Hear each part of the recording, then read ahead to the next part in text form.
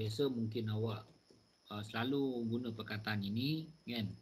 Contohnya macam nak belajar misal kata kan. Wah, apa bila PKP ni alamak momentum nak belajar tu macam ada masalah sikit lah kan. Itu guna bahasa pasar. So dalam bahasa biasa kita pun kita menggunakan perkataan momentum. Okay. Kalau tengok kalau dalam bahasa perkataan momentum berasal daripada bahasa Latin tu kan. Daripada bahasa Latin yang bermaksud movement ataupun pergerakan. Okay. Isaac Newton pula dia kata quantity of motion. Kuantiti yang apa, kuantiti pergerakan. Okay. So pergerakan lah kan. Itu bahasa pasar. Momentum ni dia merupakan dia adalah jenis kuantiti vektor. Kuantiti fizik kan kita terbagi kepada dua kan. Satu kuantiti vektor, satu lagi kuantiti skala kan. So bila sebut kuantiti vektor ini dia merupakan kuantiti yang ada arah. Okay. Kuantiti yang ada dia punya arah dia. Okay, tapi ini bukan definisi bagi momentum Okey, maksud arah gerakan itu kan, kalau contoh kita anggap ke kanan adalah positif, maksudnya ke kiri adalah positif lah. Sama macam sebelum ni kita belajar Okey, momentum sesuatu objek yang bergerak. Apa definisi momentum itu? Kan. Okey, dia kata ni objek yang bergerak dengan hal laju yang tinggi atau jisim yang besar mempunyai momentum yang besar. Okey. So pasal tak disebut dua perkataan ini, hal laju dan juga jisim. Okay. So makanya definisi bagi momentum ini adalah apa? Definisinya adalah hasil darab jisim dan hal laju. So kalau orang tanya apakah dia itu, apa maksud momentum sebenarnya momentum ini dia punya definisinya dalam konteks fizik adalah hasil darab jisim dan hal laju. Okay. M darabkan dengan V. Okey, cikgu perkenalkan beberapa simbol bagi momentum P kecil tu. Kan? M tu jisim lah, V tu adalah hal laju. Objek yang pegun, berapakah momentum dia? Zulkarnain, Hamzah.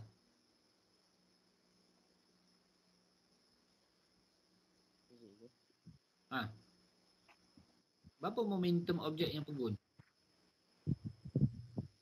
Objek pegun. Sifar. Okey, bagus. Kenapa sifar ni, Syamil? Kenapa sifar? Kenapa momentum dia sifar, objek yang pegun ni? Muhammad Syamil.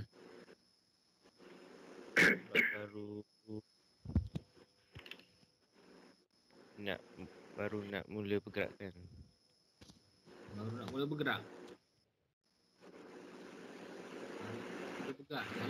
Salah jawapan awak.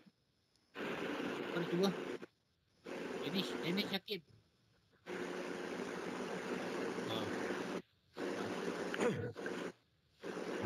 Tak ada hal laju.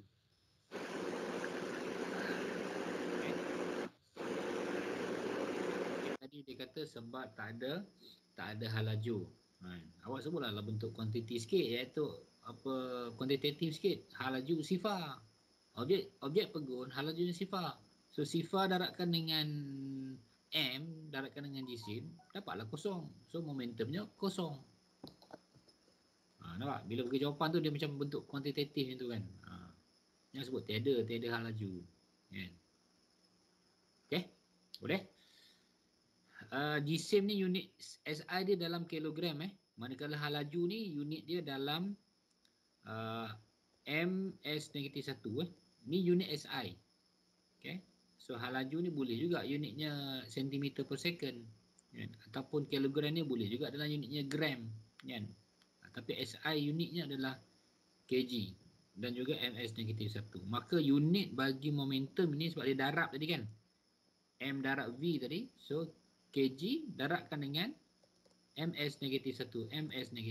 So inilah unit bagi momentum. Okey. Dekat sini ada satu aktiviti cikgu akan bacakan aktiviti ini okay, dia akan membantu awak berfikir sikit kan. Senang aja ni sebenarnya kan. dan dia nak mengaitkan dengan kuantiti tadi, kan? Apa dia dengan jisim dan juga halaju. Okey, sini pembaris dengan alur tengah Dia ada alur tengah, maksudnya bila guli tu diletakkan macam ni kan, ni guli, kan dia letakkan dia bergerak macam ni kan. Nanti apa berlaku kepada kertas cardboard ni? Bila guli ni langgar kertas cardboard ni, apa berlaku? Gerak. So,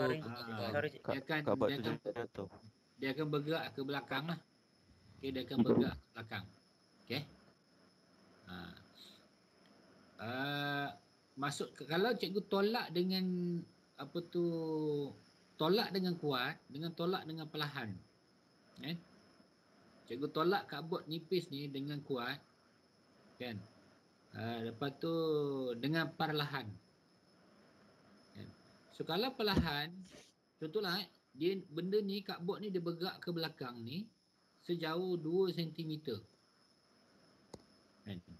Contohlah 2 cm. Okey. So kalau yang kuat ini berapa? Alif Nazan, agak-agak berapa?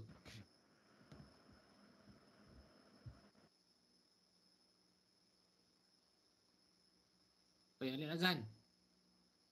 Kalau perlahan dia bergerak 2 cm. Kalau perlahan ni kan, tolak perlahan, ni tolak. Cikgu tolak dia. Kan? Tolak perlahan 2 cm. So kalau tolak kuat ni berapa sentimeter katnya? Alif Nazan.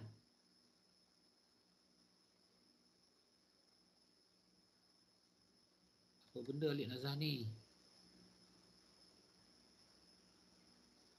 Alif Nazan, kau buat apa tu?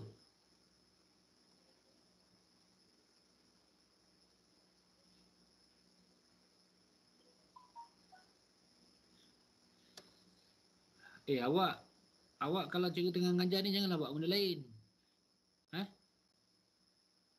Ini duk chatting orang lain lah apa. Kan? Fokus lah. Takir, apa Takir jawapan awak? 5 tu, 5-4 tu. Okey. Maksudnya dia awak tak apalah, awak bubuh satu nilai betul dah. Kan? Kalau awak sebut lebih besar daripada 2 cm pun betul juga. Okey? Okey, so awak nampak yang tu kan? Okey, sekarang ni ini cikgu tolak kan? Cikgu tolak kuat dengan perlahan kan? Okey. Sekarang ni guli tau. Okey, ini guli. Okey, cikgu rasa awak boleh bayangkan kan? Kalau agak-agak tak terbayang, nanti awak carilah objek ini, awak try buat kat rumah awak. Kan? Okey, ini guli. Cikgu lepaskan daripada sini, dia pun bergerak. Tak. Dia pun menolak apa? Dia pun menolak kertas ini. Okey, guli Ini guli. Kalau cikgu tukar, jadi dia diameter sama juga. Kan? Ni bola span. Tahu bola span? Okey. Dan satu lagi cikgu bubuh. Ada satu lagi bulat macam ni juga, keluli. Okey. Ada 3. Okey. Ada 3 dia punya ni sekarang ni, keluli. Okey. So boleh tak awak agak? Kan? Boleh tak awak agak? Okey. Kalau lah misal kata cikgu letak span lah, misal katakan. Okey, so sekarang kita ada 3 Kita ada span span. Okey. Lepas tu keluli, span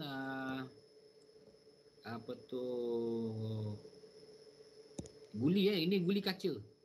Guli awak tahu kan, dia buat daripada kaca tau. Guli kaca. Satu lagi adalah keluli. Tapi diameter dia sama je, bulat dia sama je. Kan? Bulatnya sama. Okey, kalau span lah misal kata 2 cm. Okey, guli kaca?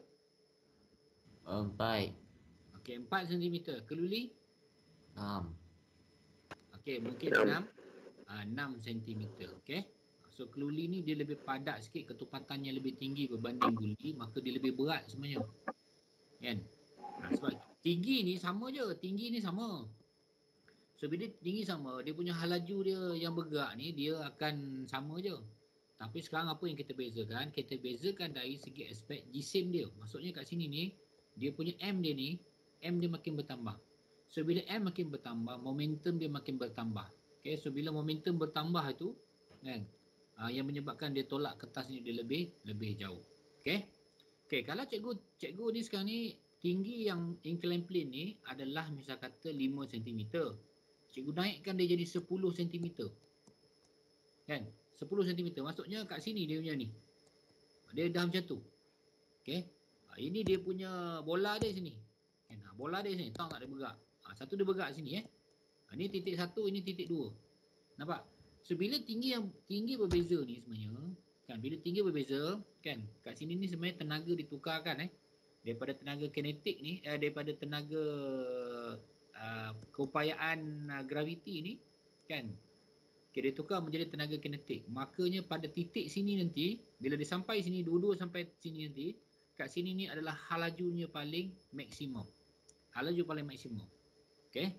Kalau yang 10 cm ni, kan, 5 cm, kan, yang 10 cm ni mungkin dia punya halajunya mungkin mencapai misal kata 50, kan, meter per second. Tapi yang 5 cm ni mungkin 10 ms negatif 1. Ni boleh faham tak ni?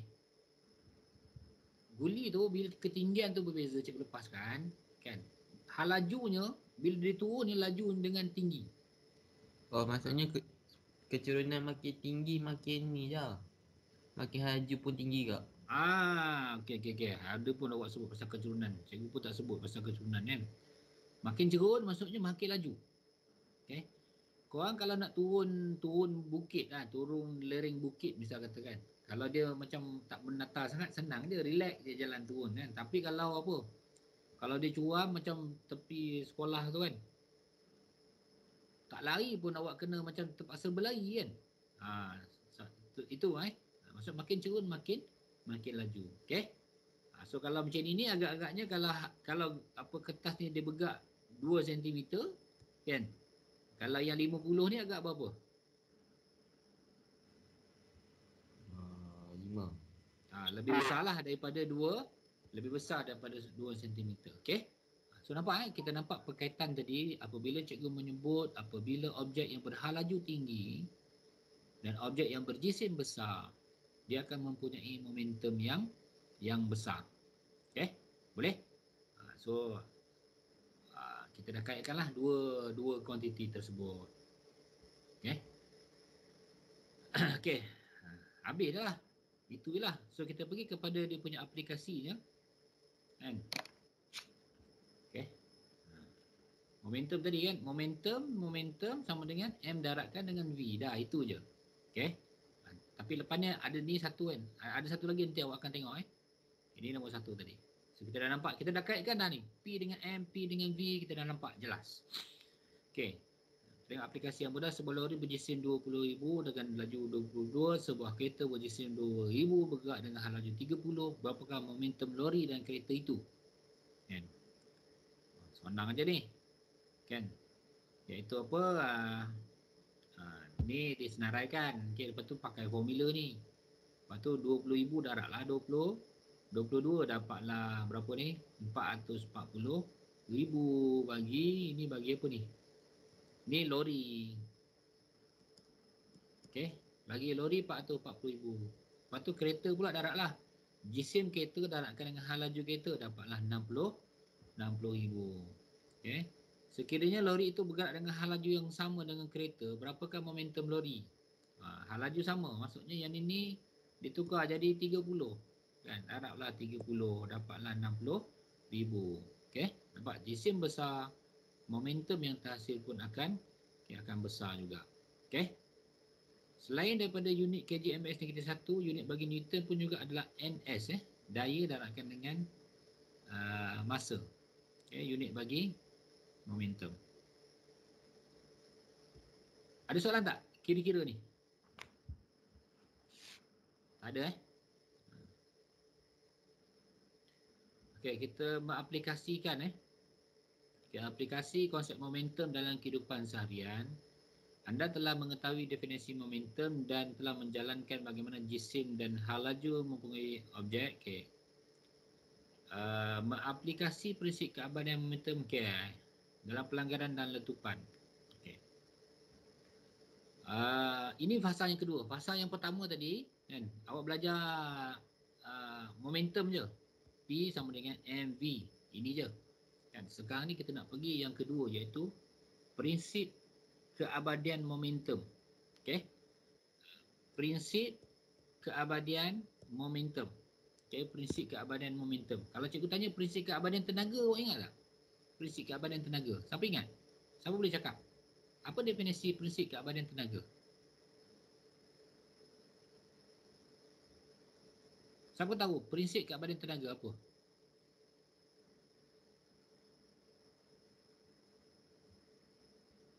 Muhammad Nur Syafiq, tahu? Amir Iskandar, tahu tak prinsip keabadian tenaga apa?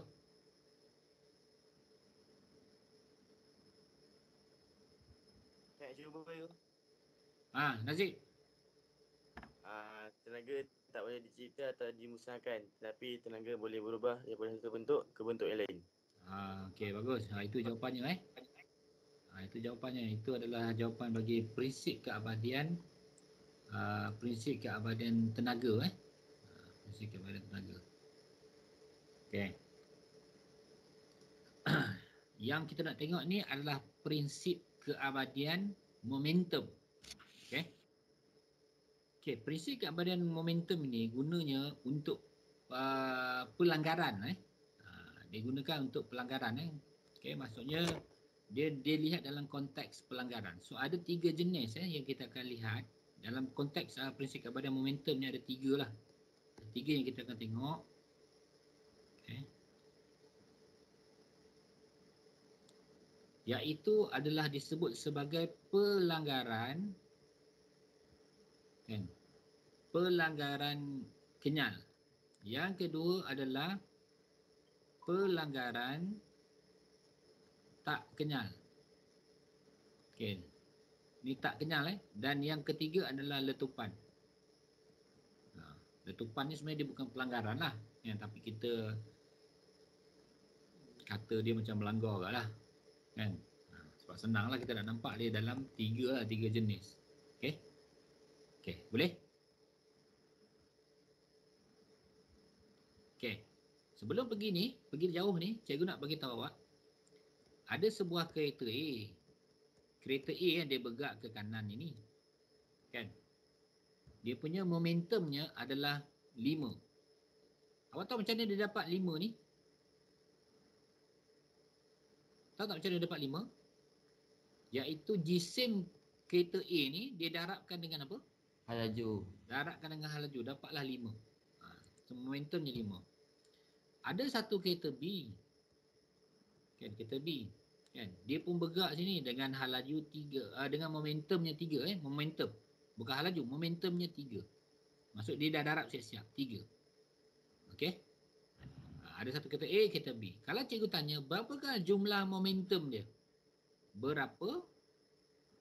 Kan, jumlah momentum dia. Momentum. Okey. Berapa jumlah momentum dia? 8. Jawapannya apa? 8 Betul 8? Tengok 5 jumlah jumlah maksud kita tambah lah kan. Kita tambah lah jumlah momentum jumlah momentum kereta A dan kereta B ni. Kan? Berapakah jumlah momentum kereta A dan kereta B? Kan? Curi lupa kot, tak sebut tadi kot. Jumlah momentum kereta A dan kereta B. Apa kita buat 5 kita tambahkan dengan 3. So dapatlah 8. Okey? Macam kelakar pula cikgu tanya ni kan. Ini budak darjah 1 boleh lah tanya lah. Kan? Tanya tambah pula. Kan? Okey, kalau cikgu ubah arah ni, cikgu ubah arah macam ni ke sana. So berapakah jumlah momentum dia? Sama je. 2. Kita masih lagi kita tambah kan. Tambah 3, tapi 3 ni arahnya apa? Kalau jumlah momentum kita tambah kan, tapi sebabkan 3 ni arahnya ke kiri kan. Ingat momentum ni dia vector quantity. So bila dia vector quantity, arah itu mainkan peranan. Sekarang arahnya berbeza, so dia negatif arahnya. So 5 tambah sebenarnya dia jadi tolak lah. 5 tolak 3 so dapat apa ni? 2. 2. Momentum. Maksudnya jisim dah darat kena hal laju lah. Okey. Boleh yang ni awak faham Okey, yang ni kita dah faham yang ni. So kalau kita dah faham yang ni, okey. Apa dia prinsip keabadian momentum ni? Prinsip keabadian momentum ni dia kata apa? Dia kata prinsip keabadian momentum ni dia kata apa? Jumlah momentum kan? Jumlah momentum sebelum pelanggaran kan adalah sama dengan jumlah momentum kan selepas pelanggaran. Itu dia kata. Okey. Cikgu rasa cikgu boleh tak kita terus pergi ke modul awak kan? Cikgu nak awak terus pergi ke modul awak. Mana modul ni? Tak ada modul. Ni modul.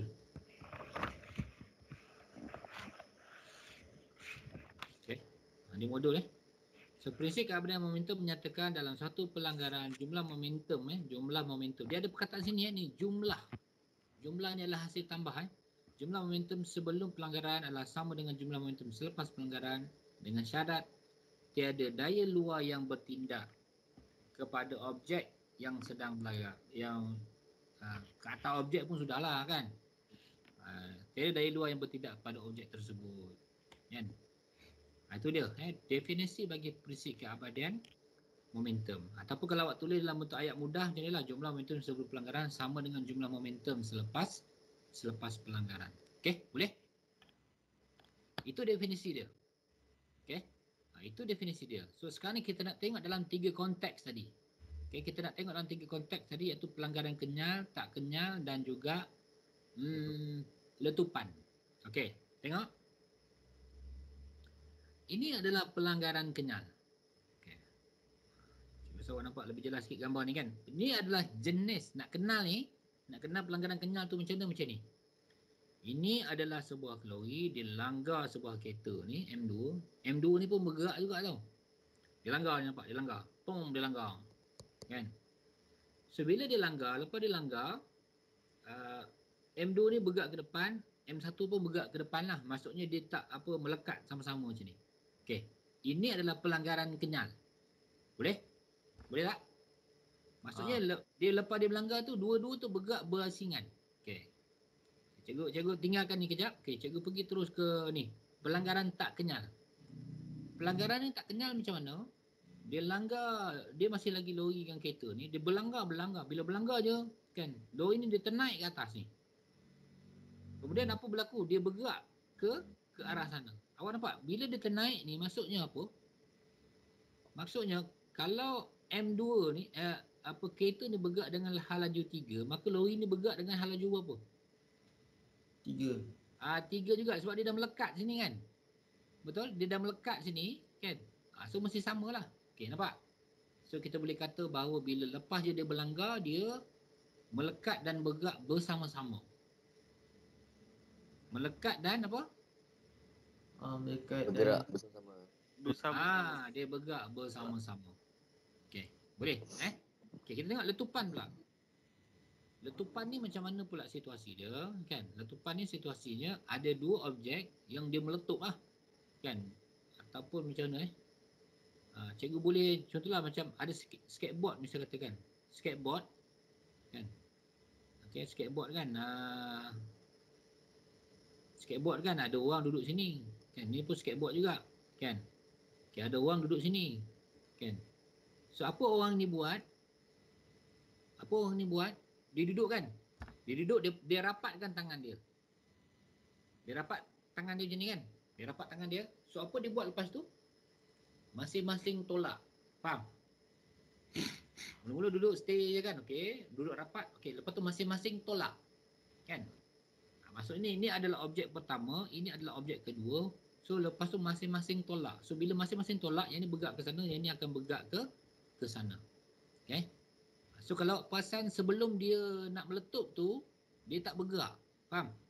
Sebelum dia nak meletup tu, cikgu kata dia meletup lah, dia tolak tu maksudnya dia meletup lah kan. Sebelum dia meletup tu dia dia apa? Dia dalam keadaan tidak bergerak, dia dalam keadaan pegun. Okey. Okey, ataupun misal kata ni meriam kan. Meriam ni macam tak berapa nampak dalam dia apa. Contoh kalau senapang lah, misal pistol kan. Ini pistol kan. Pistol kan, ini peluru dia. Okey. Sebelum kita tekan trigger dia ni, sebelum dia tembak ni, peluru duduk dalam ni, apa pistol ni pun ada dekat sini lah. Kan? Dia tak bergerak. Duduk je sini kan. Lepas tu kita pun petik. Petik je apa berlaku? Bila kita petik je apa berlaku? Peluru ni dia akan apa? Dia akan keluar ke depan. Dia akan bergerak ke depan. Apa berlaku kepada pistol ni? Recoil. Dia akan Ke bergerak. belakang sikit. Dia akan bergerak ke belakang. Okey? Tapi kalau perasan tak tadi, asalnya adalah pegun. Kan asalnya adalah pegun. Okey? Kalau cikgu tanya berapakah jumlah momentum sebelum dia meletup, apa jawapannya? Letup. Jumlah momentum sebelum dia meletup. Sifar. Jawapannya adalah sifar. Sebab apa? Dia dalam keadaan pegun. Sebelum meletup tu pegun, kan? Dan lepas meletup tu yang dia bergerak dengan hal lajunya belah sana, hal laju belah sini, kan? Di mana kalau kita tolak kiri dan kanan ini, kita akan dapat sifar dia punya jawapannya. Okey. Sekarang awak dah kenal 3 jenis tu macam mana rupanya, kan? Okey, sekarang kita nak tengok, kita nak keluarkan dia punya persamaan dia. Okey, kita nak keluarkan persamaan. Lori dia punya jisim dia adalah M1. Hal laju dia adalah U1. Kereta kan dia punya jisim dia M2, hal laju dia adalah U2. Okey. Kemudian lepas berlanggar cikgu tukar simbol dia jadi V simbol dia jadi huruf V maksudnya hal laju akhir dia lah.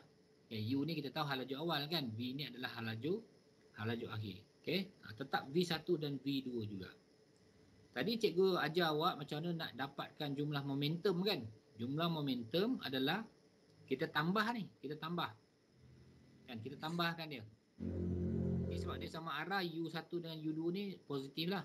Okay, kita tambah dia. So kita akan dapat M1 U1 tambah M2 U2. So M1 tambah U1, M2 tambah U2. Yang ini ni adalah jumlah momentum sebelum pelanggaran. Okay. Sama juga dengan M1 V1 tambah M2 V2. Ini adalah jumlah momentum selepas pelanggaran. Okay. So inilah persamaan dia. Yang kita akan gunakan kan. Sebenarnya nanti kalau ada situasi tu kita boleh calculate lah. Lepas berlanggar ni berapa laju dia sebenarnya kan. Yang akan digunakan dalam memenuhi prinsip keabadian momentum. Okay, iaitu M1 U1 tambah M2 U2 sama dengan M1 V1 tambah M2 V2. Okay. Inilah dia punya persamaan dia. Okay, boleh? Dapat Boleh. Ini je. Tak apa, lepas ni kalau awak tengok situasi sama je. Okey. Awak perasan tak ni nombor 1? Ini yang kenyal. Pelanggaran kenyal kan? Sebab pelanggaran kenyal lepas je dia berlanggar, dua-dua akan bergerak dengan hal laju yang berbeza. Betul? Okey, kalau pelanggaran tak kenyal, dua-dua lepas je berlanggar, dua-dua jadi apa? Macam melekat. Dia melekat kan? Maka bila dia melekat, apa kaitan V1 dan V2? Apa kaitan V1 dan V2? V1 dan V2? Apa kaitan dia? Hal lajunya sama. Betul.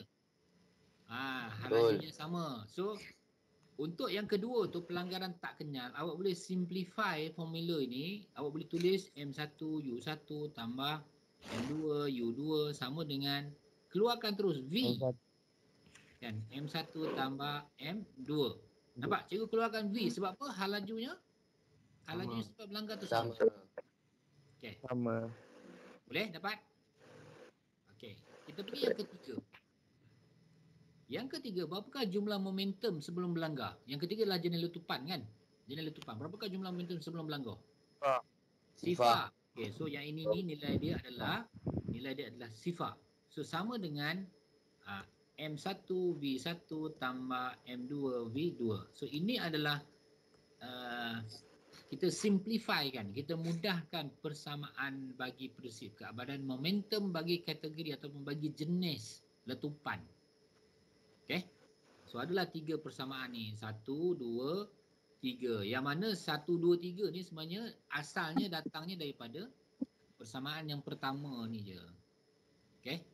Kau jangan ingat dia ada 3 jenis persamaan tak, sebenarnya 1 je sebenarnya. Okay. Boleh? Okay. So kalau boleh, habislah tentang topik kita pada hari ini, momentum. Okay. Ada uji kendiri dalam tu nanti awak buat kan. So uji kendiri ni cikgu akan simpan untuk latihan nanti untuk latihan. So kita jawab yang ini kan. Ataupun kita isi dulu lah, kita isi dulu.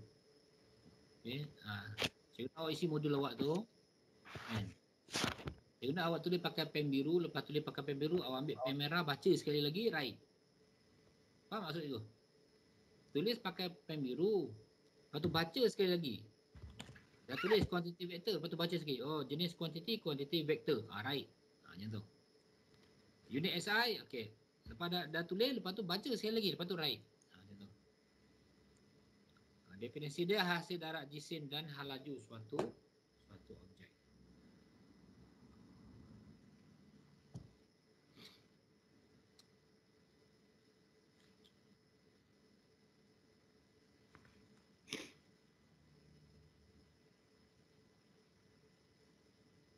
Terakhir.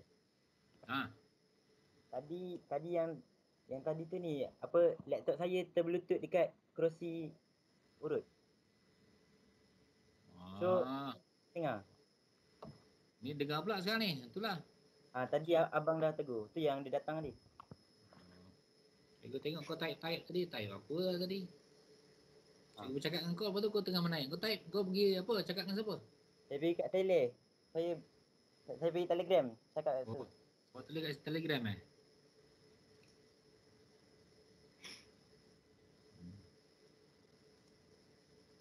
Cikgu sakit pinggang lah. Ada siapa, ayah siapa ada tukang urut tak?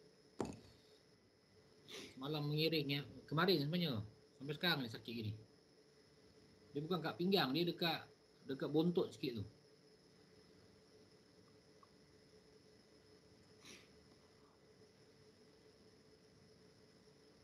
Okey, dah. Siap ni, lupa pula.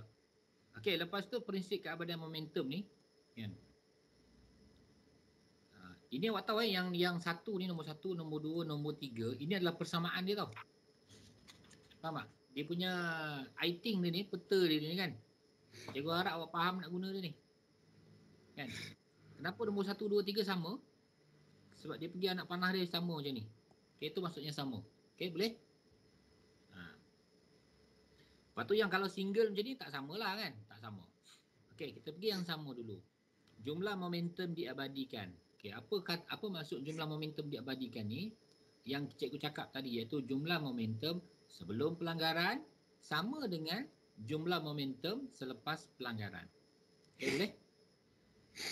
Okay, yang kedua, jumlah tenaga diabadikan. Apa-apa sebenarnya yang berlaku, sebenarnya tak kisahlah apa-apa situasi, mesti dia mematuhi prinsip keabadian tenaga, iaitu tenaga tidak boleh dicipta tetapi boleh dicipta ataupun dimusnahkan. Tidak boleh dicipta ataupun dimusnahkan, tapi boleh berubah bentuk. So tenaga itu masih lagi diabadikan. Okey. Contohlah bisa kata kalau ada satu objek dia bergerak kan, daripada satu ketinggian ni dia bergerak turun ke bawah. Pada titik atas ni dia tak bergerak, awal-awal dia tak gerak, bila laju dia kosong kan. So E kinetik dia adalah sifar. Tapi apa tenaga yang dia ada? Dia ada tenaga keupayaan graviti. Mungkin kedaraan ni kan mgh kan. Contohlah kita dapat sini 10 joule kan, 10 joule. So bila dia bergerak sampai ke bawah, nilai dia tetap 10 joule juga. Tapi ni dah tak ada ketinggian. So maka semuanya telah ditukar kepada E kinetik dengan nilai 10 joule. Okey. Itu masuk jumlah. Sama juga pelanggaran tu, jumlah tenaga yang sebelum melanggar dengan selepas melanggar itu adalah sama. Okey, kemudian jumlah jisim diabadikan. Yang ini situasi, mungkin ada situasi yang tidak diabadikan. Bila tidak diabadikan, maksudnya bukan dalam konteks kita melihat dalam perspektif prinsip keabadian momentum.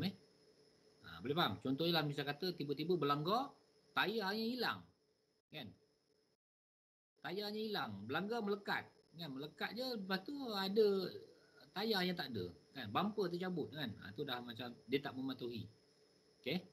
So yang ini dilihat dalam konteks dia diabadikan. Okay, ni persamaan. Okay, kemudian pelanggaran kenyal. Ni, pelanggaran kenyal. Pelanggaran kenyal, jumlah tenaga kinetik diabadikan. Okay, sebelum berlanggar, dua-dua bergerak. Lepas berlanggar, dua-dua bergerak. Itu maksudnya ada tenaga kinetik. Dekat dua-dua objek tu ada tenaga kinetik. Okay, sebelum dan selepas. Selepas berlanggar, dua objek akan terpisah dan bergerak dengan hal laju berbeza. Okay, ini kita dah tahu tadi. Bergerak dengan hal laju berbeza. Okay, sebelah ni pula yang tak sama dia. Jumlah tenaga kinetik tidak diabadikan. Nampak? Tidak diabadikan. Kenapa? Contohlah ada satu kereta dia berlanggar, dia langgar kereta kedua, kan? Di mana kereta kedua ini dia sebenarnya dalam keadaan pegun. Kan? Dia dalam keadaan pegun misal katakan. Bila dia dalam keadaan pegun, dia berlanggar, kan? So bila dia berlanggar, lepas tu dia bergerak. Orang nampak tak? Asalnya pegun, lepas berlanggar dia bergerak. Asalnya pegun. Pegun tu tenaga kinetik sifar. Tapi bila dah berlanggar, tenaga kinetiknya ada nilai. Nampak? Dia tak apa, awalnya tak ada tenaga, tiba-tiba ada tenaga kinetik. So maksudnya tidak diabadikan tenaga kinetik dia. Tenaga kinetik. Okay. Tapi untuk pengetahuan awak, jumlah tenaga diabadikan. Faham maksud you? Jumlah tenaga diabadikan. Maksudnya ada tenaga lain yang wujud. Kan dia boleh berubah bentuk. Macam ni kan? Nampak? Tenaga keupayaan graviti tukar jadi tenaga keupayaan graviti tukar jadi tenaga kinetik. Sebab kita lihat dalam konteks tenaga kinetik je, sebab tu kita kata dia tidak diabadikan. Maksudnya dia dah jadi satu bentuk tenaga yang lain. Okay? Selepas berlanggar, dua objek akan bergerak bersama-sama dengan laju yang sama. Okay? Best? Okay. Terus ada jawapan lain tak? Tak ada Okey, kalau tak ada kita tengok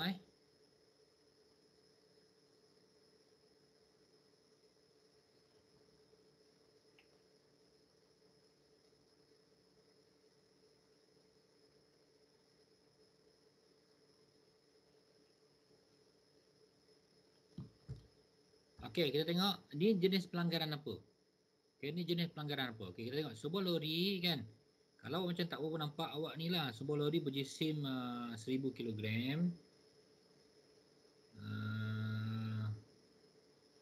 Apa tu, ada sebuah lori kan. Sebuah lori ni 1000 kg. Okey, bergerak dengan hal laju 5 ms/1. Berlanggar dengan sebuah kereta. Kan. Ada sebuah kereta ni. Kan. Jisim dia 800. Yang ni dia bergerak laju dia 5, jisim dia 1000. Kan. Yang ni jisim dia 800. Kan, hal laju dia 2. Kan, dia bergerak. Okey, berlanggar dengan sebuah kereta, bergerak pada arah sama tau. Maksudnya dua-dua bergerak sini, dua-dua bergerak sini. Kenapa dia boleh berlanggar? Sebab kereta ni bergerak lambat, kan? So dia pun berlanggar, tang. Dah berlanggar, jika lori tu bergerak dengan hal laju 3.4, kan, lori ni kan, dia bergerak dengan hal laju 3.4. Okay, pada arah yang sama selepas pelanggaran, arah yang sama ke sana lah. Hitung kereta. Dan kereta ni bergerak macam mana? Kan? Adakah dia berlanggar ni, dia melekat ke apa kan? So kita tak tahu kan dia melekat ke ataupun dia... So kita tak boleh kenal pasti bahawa yang ni jenis pelanggaran kenyal ataupun tak kenyal. Tak tahu. Okay? Dan arah kereta ni pun kita pun tak tahu. So bila kita tak tahu arah dan macam ni, so kita akan menggunakan persamaan apa yang umum tu, iaitu apa, M1U1 tambah M2U2 sama dengan M1V1 tambah M2V2. Okey, M1 berapa? M1 adalah 1000. U1 berapa? 5. Tambah M2 berapa? 800. U1 berapa? U2 berapa? 2. Okey. sama dengan M1 1000, V1 3.4 tambah M2 kita ada 800 V2. Okey. Kalau V2 ni awak dapat nilai dia sama dengan 3.4, maksudnya apa?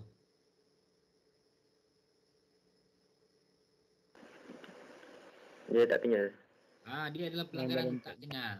Okey, ingat. Dia adalah pelanggaran tak kenyal. Okey. Dan kalau awak kira V ni awak dapat negatif, maksudnya apa? Kereta ni sebenarnya dia akan bergerak ke sana. Okey, lawan arah. Kalau dapat negatif lah. Okey, so ni kita kira 5,000 campur 1,600. 5,000. 6,600 kan? 6,600. Yang ini 3,400. Campur 800 V2. Okey. Yang ni berapa ni? Berapa ni? Ni pindah sini dia akan tolak kan? So 800 V2 kan? Bila dipindah tu dia akan jadi tolak. So maksudnya dia tolak berapa tu? 3,200 kan? Ya 3,200. So V2 sama dengan 3,200 bahagi 800. Potong 801, 804. So jawapannya adalah 4 ms negatif 1. Dah awak dapat positif, maksudnya dia bergerak pada arah sana juga kan? Dan dia dapat nilai 4 tak sama dengan 34, maksudnya dia adalah pelanggaran tak kenyal. Okey, so inilah dia punya jawapannya. Okey, boleh? Okey, ada apa-apa soalan? Tak ada. Kalau tak ada, awak perasan yang cikgu bagi ni ada satu saja contoh kan. Sebenarnya dalam uji kendiri tu ada banyak contoh. So uji kendiri tu pun cikgu nak awak jawab. Nanti kita akan bincangkan dalam apa? Dalam kelas tambahan nanti.